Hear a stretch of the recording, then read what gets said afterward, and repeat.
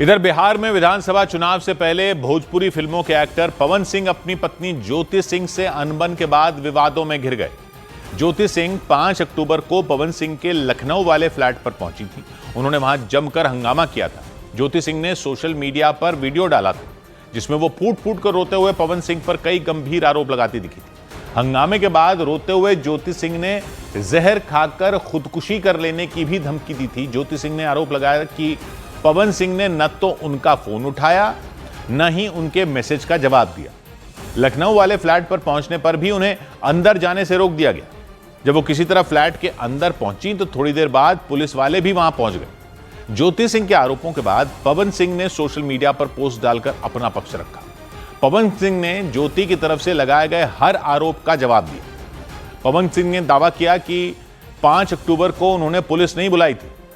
उन्होंने यह भी दावा किया कि ज्योति सिंह से उस दिन उनकी करीब 1.5 घंटे तक फ्लैट पर बातचीत हुई थी, जबकि ज्योति सिंह ने दावा किया था कि उनके पति पवन सिंह उस दिन फ्लैट पर मिले ही नहीं थे। पवन सिंह ने सोशल मीडिया पर पोस्ट डालकर पूरे विवाद पर सफाई दी। पवन सिंह ने मुख्य तौर पर 3 बातें अपनी पोस्ट में लिखी। सबसे पहले उन्होंने ज्योति सिंह से सवाल पूछा कि क्या यह सच नहीं है कि लखनऊ वाले फ्लैट पर उनकी करीब 1.5 घंटे तक बातचीत हुई थी।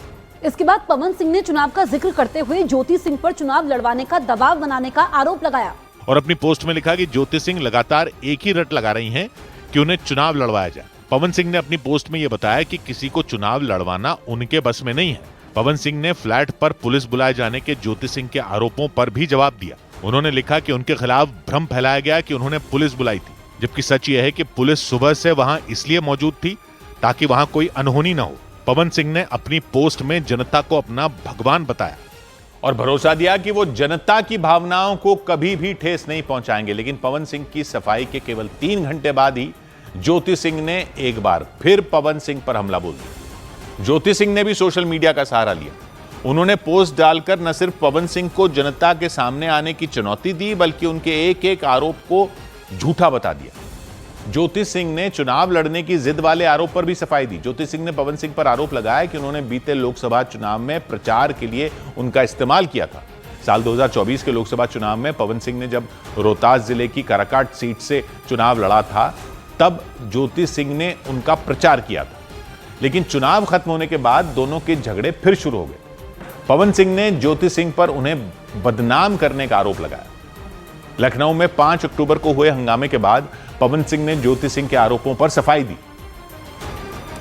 लेकिन पवन सिंह की इस सफाई के कुछ ही घंटे बाद ज्योति सिंह ने भी सोशल मीडिया पर एक पोस्ट डालकर फिर से आरोपों की झड़ी लगा दी।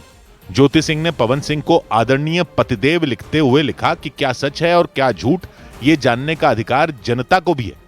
ज्योति सिंह ने पवन सिंह को मीडिया के सामने बैठकर सभी बातों पर चर्चा करने की चुनौती दी। ज्योति सिंह ने पवन सिंह की तरफ से लगाए गए चुनाव लड़ने की जिद करने के आरोपों का जिक्र भी अपनी पोस्ट में किया और चुनौती दी कि पवन सिंह उन्हें जीवन भर के लिए पत्नी स्वीकार कर लें तो वो चुनाव नहीं लड़ेंगी।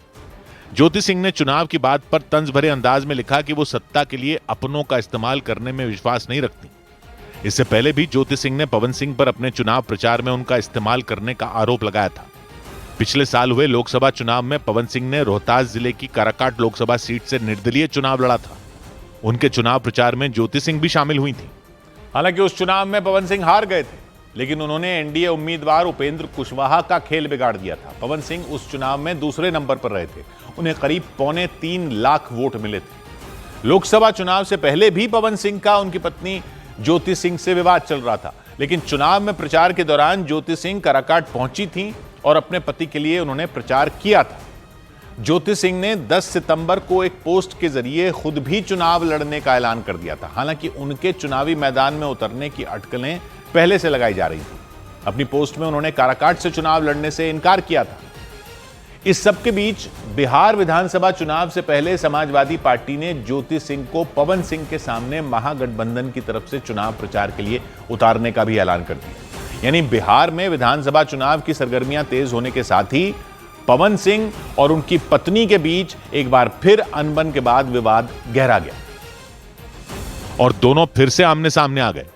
5 अक्टूबर को लखनऊ के अंसल गोल्फ सिटी में मौजूद पवन सिंह के फ्लैट पर ज्योति सिंह अचानक पहुंच गई थी। वहां खूब हंगामा हुआ था। हंगामे के बाद ज्योति सिंह ने पवन सिंह के दावों पर अपनी पोस्ट के जरिए जवाब दिया और उन्होंने पवन सिंह के उस दावे को झूठ बताया। जिसमें पवन सिंह ने 1.5 घंटे तक फ्लैट पर रुकने और बातचीत करने की बात कही थी।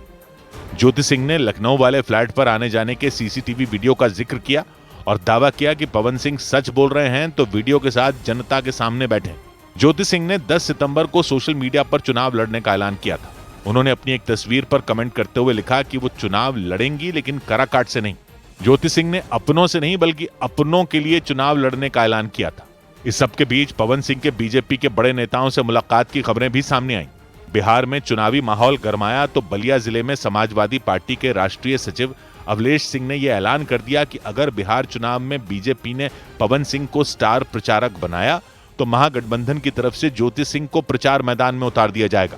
तो इंडिया गठबंधन में स्वागत होगा, राजद में जाके ज्वाइन करे, प्रचार करे, भारतीय जनता पार्टी का विदाई करने का काम करे। यानी पवन सिंह और उनकी पत्नी के बीच का झगड़ा चुनावी मैदान में भी नजर आ सकता है, क्योंकि अटकलें ये लगाई जा रही हैं कि ज्योति सिंह बिहार विधानसभा चुनाव के दौरान चुनावी मैदान में नजर आ सकती हैं। ज्योति सिंह और पवन सिंह के बीच विवाद करीब 7 साल पुराना है। साल 2018 में पवन सिंह की दूसरी शादी बलिया की रहने वाली ज्योति सिंह के साथ हुई थी। शादी के कुछ महीनों तक तो दोनों के बीच सब कुछ ठीक ठाक रहा, लेकिन बाद में दोनों के बीच झगड़े शुरू हो गए थे। साल 2022 में पवन सिंह ने आरा जिले की फैमिली कोर्ट में तलाक की अर्जी भी लगा दी थी। ज्योति ने पवन सिंह पर मानसिक रूप से प्रताड़ित करने और गर्भपात के लिए दबाव बनाने का आरोप लगाया था।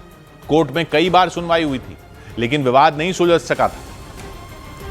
और पवन सिंह और ज्योति सिंह के बीच विवाद तब और गहरा गया जब 5 अक्टूबर को ज्योति सिंह लखनऊ में अंसल गोल्फ सिटी में मौजूद पवन सिंह के फ्लैट पर पहुंची थी।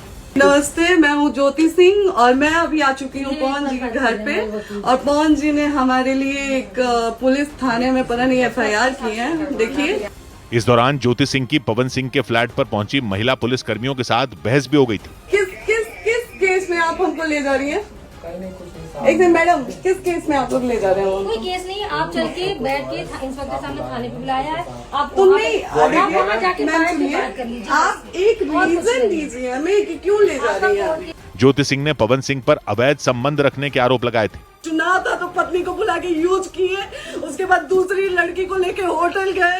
जब चुनाव के बाद सब पूछता था ना कि चुनाव के बाद मैं क्यों आ गई अपने घर पे, क्यों आ गए, क्योंकि चुनाव के बाद 20 दिन बाद पवन जी हमारे सामने एक लड़की को लेके होटल गए थे। हम नहीं बर्दाश्त कर सकते थे पत्नी होने के नाते। ज्योति सिंह पवन सिंह की दूसरी पत्नी है।